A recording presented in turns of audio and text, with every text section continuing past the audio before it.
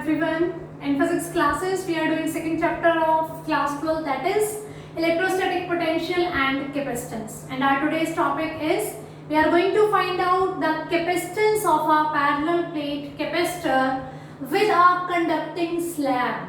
Means in between the plates of parallel plate capacitor, we have a conducting slab. In our previous class, we have discussed the capacitance of parallel plate capacitor with a dielectric slab in between the plates. But in the replacement of dielectric slab, now we are having conducting slab in between the plates. Okay, so let's start. I have written this thing A and B. We are having two plates. These plates are like this. One is having positive charge, second is having negative charge. This positive charge we are providing it by some source, we can say by battery, and this negative charge is here due to the induction, and this thing is connected to the, this face is connected to the ground. This one, okay, is connected to the ground. Both plates are having same area. By mistake it was drawn on this side, it should be on this side, okay. And this positive is on the both sides. So both the plates are having area A and D is the gap between the two plates. So A is the area of each plate, D is the distance between the two plates, and C note is the capacitance of parallel plate capacitor when air is in between the plates. Means nothing is present there, only air particles are there. Okay, so this is the capacitance that depends on the area, absolute permittivity of air, and the distance d.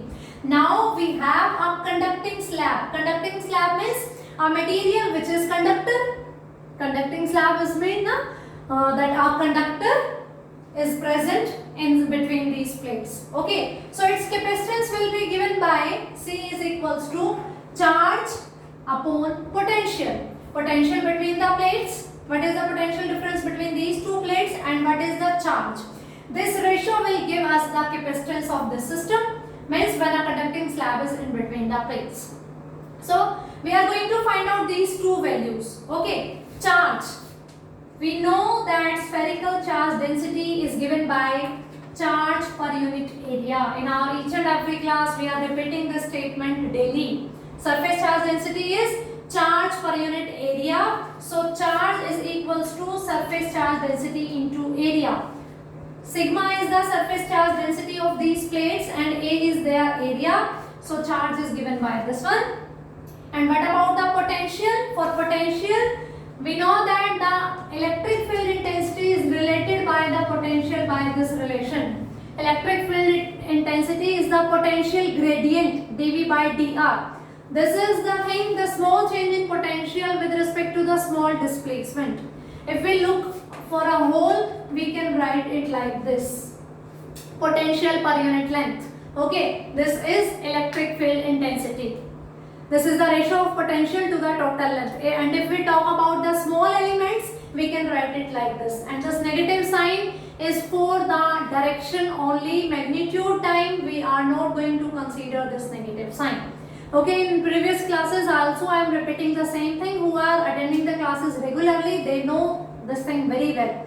So I can write electric field intensity is equals to V by L, or V is equals to E into L. Potential will be given by the product of length into the electric field intensity. Length of which part? For which we are finding out the potential. Where is the electric field present? Okay, and second thing, from the Gauss law's application, we have discussed this thing also, that between the two plates, if they are having equal and opposite charge and same surface charge density, then electric field between them is given by sigma upon epsilon naught. Here, on this extreme, electric field intensity is 0. For this, you can revise that topic, application of Gauss law, finding the electric field intensity between the two parallel plates which are having equal and opposite charges. So between these two plates, it is having positive charge, it is having negative charge. The direction of electric field intensity is this, and suppose the value of electric field intensity is E naught. Okay, so electric field intensity for the air Here we are writing for the air, that will given by the ratio of surface charge density to the absolute permittivity, and potential is given by the product of electric field intensity into length. These results are previous one which we are using, are almost topics which we are doing recently. Okay, so to find out the capacitance of this system we need charge as well as potential. Charge we have find out in the terms of surface charge density. Now the potential is electric field into length. Electric field between the plates is E naught and the length is D. Okay, but the change is this, a conducting slab is present here. Okay, and its thickness is T. So this E naught electric field is present for the length D minus T. I hope this point is clear to you. Because this E naught is present here. And this gap is having the length D minus T, because T length is occupied by the conducting slab. So the left part is D minus T. What about the electric field inside the conductor? It is 0. When we were introducing this chapter, introduction of the conductors, we discussed the electrostatic properties of the conductor. There we come to know about that inside a conductor, net electric field is 0, net current is also 0. So inside it, electric field intensity is 0. So for the potential, this E naught is there, and this E naught is present in the length D minus T. Okay, only this electric field is there. This electric field is present there. Potential is given by the product of electric field and length. Inside this conducting slab, no electric field is there. No electric field is there. Electric field E naught is present in this gap only, and the gap length is D minus T. D is total gap between plates, T is thickness of conducting slab. So the space where the slab is not present is D minus T.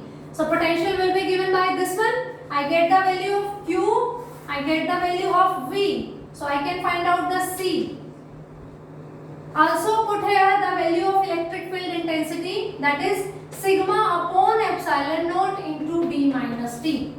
According to the Gauss law, between the two parallel plates having equal and opposite charge, electric field intensity is sigma upon epsilon naught. Okay, so put the value of Q, this is sigma A upon.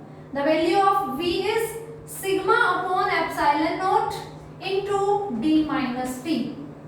Now this sigma is cancelled out by this one. So C is equals to A epsilon naught upon D minus T. This is the capacitance of capacitor when a conducting slab is in between the plates. And this is the capacitance of the same capacitor when air was filled here. So compare these two. C is equals to A epsilon naught D minus T. And C naught is A epsilon naught upon D. Again, the denominator of the both terms is same. As we were discussing in the topic when we were finding the capacitance of parallel plate capacitor with dielectric medium. In that case, numerator was also same for both the capacitances. Here also, this is divided by D and this is divided by D minus T. Of course, D minus T is smaller than D. Means this capacitance is divided by D and this one is divided by D minus T. And D minus T, of course, smaller than D. This means C is greater than C naught. So again, the capacitance of this parallel plate capacitor is increasing when we introducing a conducting slab. The same result we obtain when we introduce the dielectric slab in between the parallel plate capacitor. There also capacitance was increased. The expression was different but the conclusion was same, that capacitance is increasing. Same here, when we introduce a conductor in between the parallel plates and the capacitance is going to increase. The main thing is inside the conductor electric field is 0. But in dielectric medium it was not 0, it was something else that we have discussed in that class. So capacitance is increasing. Okay, these are the capacitances. This one is with air, this one is with when a conductor is present in between the plates. Okay, so I hope this topic is clear to you. This is sufficient for this class. Next topic we are going to discuss in our next class. Thank you.